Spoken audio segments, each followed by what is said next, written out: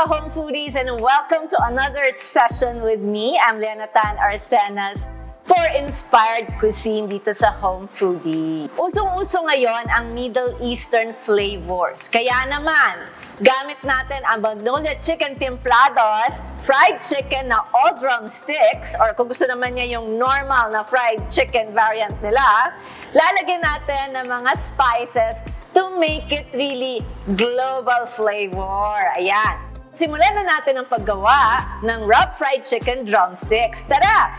To start the process of making our wonderful recipe na fried chicken drumsticks using our Magnolia Chicken Timplados fried chicken all drumsticks, ililipat lang natin ang chicken sa ating bowl. Tabi natin yung pack ng breading.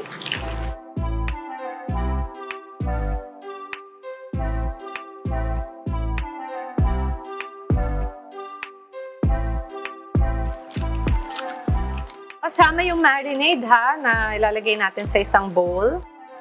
Tatabi lang muna natin. Next natin gagawin is to combine all the spices together. So I have here my paprika, the onion powder, the cayenne, coriander powder, garlic powder, and some pepper. You can also use white pepper. So this is how the spice mix would look like. Ang tip ko dito is for you to store ang spices nyo away from light and heat para mas matagal ang shelf life niya. Karamihan sa atin sa bahay, ginagawa, they always put the spices, yung mga bottles, near the cooking area where there is so much heat and it may exposure to light. So not good because that will shorten the shelf life. Di na siya masyadong flavorful, no, if you use the spices. Now, we go back to our Magnolia Chicken Timplados. Ito naman, ang tip ko dito is that when you're gonna use this, now, from freezer, put it in the lower part of the refrigerator overnight to thaw. That's the safest way to do the thawing. Kalahati nito, we will add to our chicken. I think that's enough. And we marinate. So, dapat nga ito rub. Kaya nga siya rub. Kailangan i-rub mo siya. So, magka-gloves ako. Rub the spices onto the chicken. So, we'll let this marinate a bit. And habang ginagawa natin yan, ay prepare na natin yung breading.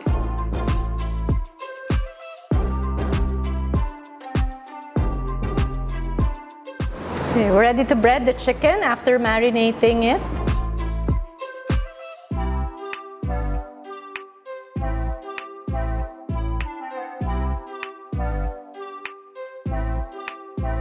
You can bread it like this, no? By just dredging it in the breading mix. O kaya ilagay mo yung breading mix sa plastic, tapos lagay mo yung chicken doon pa isa-isa. At ialog-alog mo. Importante, basa yung chicken when you dredge it in the breading para didikit siya. And we are ready to fry our Magnolia Chicken Timplados fried chicken all drumsticks na nilagyan natin ng spices para naman talagang Middle Eastern ang take ng kanyang flavor. So this is very hot oil. Yan.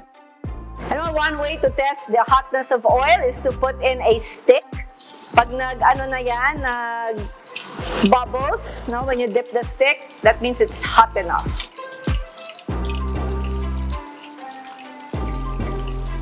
And I guess the technique also is not to plunge in the item that you want to fry. Dapat dahan-dahan lang ang paglagay.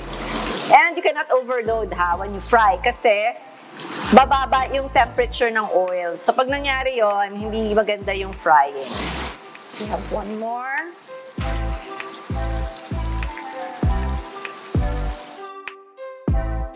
Cook this, you fry this for about 12 to 15 minutes or until cooked through. Okay, our rub fried chicken drumsticks are ready. Hahanguin ko na. Ooh. How giant!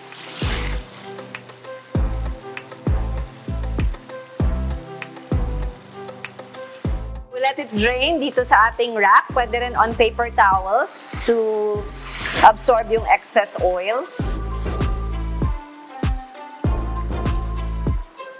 time to finish our dish, lalagyan na natin ng remaining spices.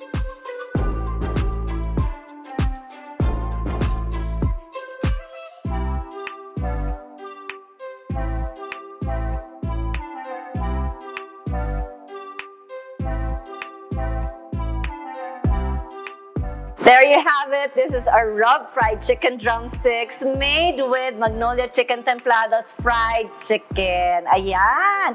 Global flavors in your home by just using Magnolia fried chicken timplados. Another tip for you is that you can serve this wonderful and so yummy chicken dish with a cool cucumber and tomato relish. Ayan, pwede rin mango chutney ha, hindi tayo limited na pwede mong i-partner sa ating rub fried chicken drumsticks. So I do hope you will try this recipe right away in your own homes, and I will see you again. This is Yanatan Arsenas for Home Foodie.